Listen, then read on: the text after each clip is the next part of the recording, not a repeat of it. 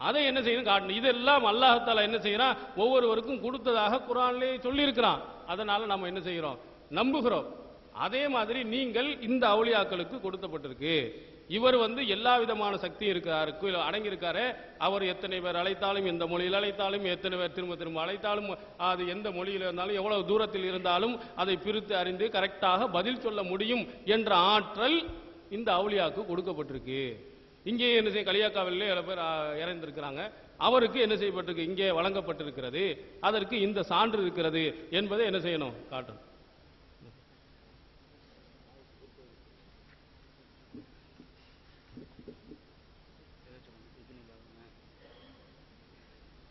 அன்பிற்குரிய சகோதரர்களே,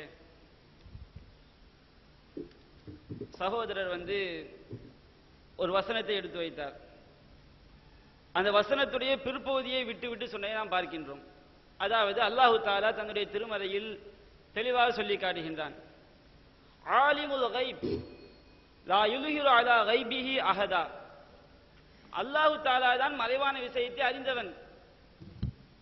அவன் தன்னுடைய மறைவான விஷயங்களை யாருக்கும் என்ன செய்ய மாட்டான், அல்லாஹு தஆலா கற்றுக் கொடுக்க வெளிப்படுத்த மாட்டான். இல்லா மனிர்தலா மின ருசுல், அவன் பொருந்திக் கொண்ட தூதர்களுக்கே தவிர.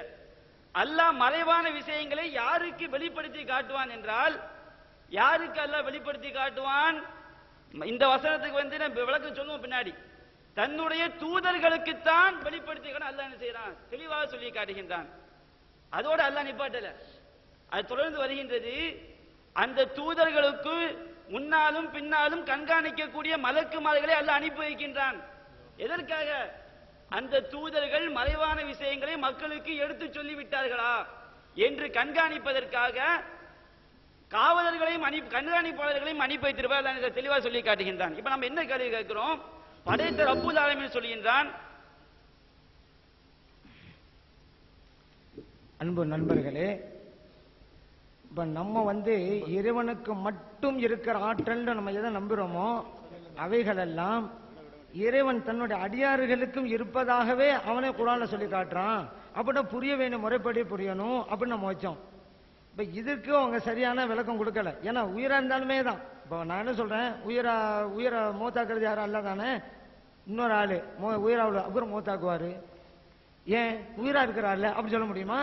உயிரா இருந்தா தான் என்ன, அல்லா தான் குழந்தை கொடுப்பான் அப்படின்னு நம்ம சொல்றோம். ஒரு ஆளு இல்ல இவரும் குழந்தை கொடுப்பாரு, இல்லப்பா அல்லா மட்டும் தானே கொடுப்பான், இல்ல இவர் உயிரா இருக்கிறார்ல அப்படி சொல்ல முடியுமா? நம்ம தான் உயிரா இருந்தாலும் உயிரில்லாவிட்டாலும் ஒரே சட்டம் சொல்லிவிட்டோமே. இப்ப நீங்க என்ன செய்யணும், இது உயிரா உள்ளங்களா அல்லாவால் முடிகிறத உயிர் உள்ளவங்களான்னு செய்ய முடியும் நீங்க சொல்லணும். மையத்தா உள்ளவங்களால தான் அது முடியாது. அல்லாவால் மட்டும் முடிகிற காரியம் என்ன, குழந்தை கொடுக்கிறது, அதே போல மருத்துவம் செய்யறது அல்லாஹ் தான் செய்யறான். இதை உயிரா உள்ளவங்கனால முடியும். அப்ப உயிரா உள்ளவங்கள அல்லாவுக்கு நம்ம ஷிர்க் வைக்கிறோம் அப்படிதானே வரும். அதான் புரிய வேண்டிய முறைப்படி புரியணும். வேணா நீங்க என்ன சொல்ல, அவங்க என்ன சொல்லணும்னு கேட்டா, அல்லாஹ் தான் செய்யறான், உயிரா உள்ளவங்க மூலமா செய்யறான், மையத்தா மூலமா செய்ய மாட்டான் அப்படின்னு சொன்னாக்கா அவங்கள முடிவு நம்ம ஆதாரம் வைப்போம்.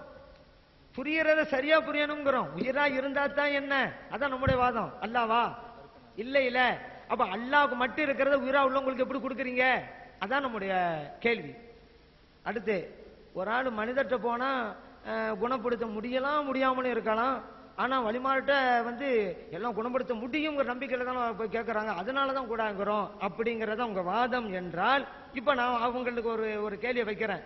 ஒரு ஆளு இறந்து போனவங்ககிட்ட ஒரு ரிக்வெஸ்ட் பண்றாரு, ஆனா குணப்படுத்துற விஷயமான வச்சுக்கிறேங்க, முடியலாம் முடியாமல் இருக்கலாம் அப்படிங்கிற நினைச்சுக்கிட்டு தான் கேட்கிறாரு. இப்ப உங்க பதில் என்ன? இப்ப இதான அளவுகோலா வச்சுங்க, இங்க முடியும் முடியாதுன்னு இருக்குது, அங்க முடியும்டே கேட்கறான், அல்லா மாதிரி ஆக்கி போறாங்கிறீங்க. இப்ப நான் உங்கள்கிட்ட கேள்வி கேட்கறேன், அடுத்த பதில் சொல்லணும். ஒரு மையத்தை கேள்வி கேட்கிறாரு, எப்படி முடியலாம் முடியாமல் இருக்கிறான்டே கேட்கிறாரு, இது கூடுமா மையத்திட்ட? அடுத்து இவங்க என்ன கேட்கறாங்க, ஒரே நேரத்தில் வழங்க முடியுமா? பல பேர் இப்ப இந்த டாக்டர் ஒரு ஆளா தானே போறாரு, அவங்கள பல பேர்ல கேட்கறாங்க, அப்படி முடியுமா? அதான் நான் அப்பயே சொல்லிட்டேன், முடியுமா முடியாமா முடியாதான்னு கேளுங்க, நான் ஆதாரம் தர்றோன்ட்டேன். ஷிருக்குங்கிற வார்த்தை எடுக்கக்கூடாது. ஏன்னா மையத்திட்ட கேட்டா ஷிருக்குன்னு சொன்னா, உயிராளவங்களை கேட்டா ஷிருக்கு தான். ஏன் உயிரா இருக்கிறது அல்லா இல்ல, அல்லா அல்லாதவங்க தான். அப்படித்தான் விளங்கணும் மார்க்கத்தை, அப்பதான் கரெக்ட் ஆகும். ஆதாரம் கேளுங்க, நீங்க தருவோம். எப்படி அல்லாஹ் குர்ஆன்ல சொல்லிடுறான், இன்னமா வலியுக்குமுல்லாஹு வரசூலுஹு வல் மூமினூன் அப்படின்ட்டான். உங்களுடைய பாதுகாவலர் அல்லாஹ், அல்லாஹ்வுடைய ரசூல் வல்லதீன ஆமனு யுகீமூன ஸலாத்த, அப்படி ஏன்னா தொழுகை நிலைநாட்டுகின்ற நம்பிக்கை கொண்ட நல்லடியார்கள் அப்படின்னு அல்லாஹ் தாலா சொல்லிட்டான். இந்த அடிப்படையில் பார்க்கும் பொழுது அல்லாஹ் உதவியாளன், அல்லாஹ் ரசூல். இப்ப அல்லாஹ் ரசூல் உயிரா இருக்கும் போது தான் பொருந்தும், இப்ப பொருந்தாதுன்னு சொன்னா அல்லாஹ் வந்து ரசூல்ங்கிற வார்த்தையை பிரயோகிச்சிருக்கிறான். இப்ப நமக்கு யாரு ரசூலு? ஸல்லல்லாஹு ரசூலு. அப்ப மட்டும்தான் பொருந்துன்னு சொன்னா இப்ப அவங்க ரசூல் இல்லைன்னு வரணும். இல்ல இப்பவும் அவதான் ரசூலுன்னு சொன்னா அந்த வசனத்தின் பிரகாரம் இன்னைக்கும் அவங்க உதவியாளர் தான் குர்ஆன் சொல்லுது. இல்லன்னா இங்க என்ன சொல்லணும்? அவங்க ரசூலுங்கிறது அப்பதான் சொல்லணும். இப்ப ரசூல் ஏற்றுக்கொண்ட உதவியாளர் ஒப்புக்கொண்டு தான் ஆகணும். ஏன்னா அல்லாஹ் ரசூலுங்கிற வார்த்தையை போட்டு விட்டான். அடுத்து இப்ப இது வந்து கண்ணால பாக்குறோம், உயிரா இருக்கிறவங்க மைதா போனா எப்படி உதவி செய்ய முடியும்? அப்ப அதுக்கு தான் நம்ம சொல்றோம், மேராஜ் நிகழ்ச்சியில மூசா அலைஹிஸ்ஸலாம் உதவி செஞ்சாங்களே, புகாரில இருக்குத, முஸ்லிம்ல இருக்குத, 50 நேரம் தொழுகை 5 குறைச்சாங்களே, அவங்க மௌத்தா போனவங்க தானே, எப்படி உதவி செய்ய முடிஞ்சு? உதவிங்கிறது இருக்கா இல்லையா? அப்ப உங்களுடைய அளவுகோல் குணப்படுத்த முடியாதுங்கிற எண்ணம் இருந்தால்தான், ஒரே நேரத்தை அழைக்க முடியாதான் அப்படின்னு நீங்க கேட்டா, இப்ப நாங்க வைக்கிறது குணப்படுத்த முடியலாம் முடியாமலும் இருக்கலாம் என்று கேட்டால் உங்களுடைய நிலை என்ன? ஒரே நேரத்தில் கேட்கல, மையத்துல கேட்கறாங்க உலகம் ஃபுல்லா, இன்னும் இப்போ ஒரு ஆள் கேட்கிறாரு, அப்புறம் 1 மணி நேரம் கழிச்சு ஒரு ஆள் கேட்கிறாரு, இப்ப உங்க நிலை என்ன? ஒரே நேரத்தை கேட்டா தானே கூடாதுங்கிறீங்க. ஒரு மணி நேரம் கழிச்சு ஒரு ஆள் கேட்கிறாருன்னு வச்சுக்கிறங்க, அப்ப உங்க நிலை என்ன? கூடுமா கூடாதா? இதுக்கு நீங்க பதில் சொல்லுங்க. அன்பான சகோதரர்களே, கழிந்த விஷயம் பேசும்போது எங்களுடைய கேள்விகளுக்கு மௌனத்தை மட்டும் பதிலாக தந்ததை போன்று ஆகாமல் பதில்களை தர வேண்டும் என்று கேட்கிறோம், தெளிவான பதில்களை தர வேண்டும் என்று கேட்கிறோம். ஹஸ்ரத் அவர்கள் இதற்கு முன்னால் பேசும்போது ஒரு கேள்வியை கேட்டார்கள், இறந்தவர்கள் கேட்க மாட்டார்கள் என்பதற்கு ஒரு ஆயத்தையோ ஒரு ஹதீஸையோ காட்டுங்கள் என்று சொன்னார்கள். புகாரியில் இறந்தவர்கள் அடக்க வந்தவர்களுடைய செருப்பின் சத்தத்தை கூட கேட்கும் என்ற ஹதீஸின் அடிப்படையில் இறந்தவர்கள் கேட்பார்கள் என்று தெளிவாகிறது.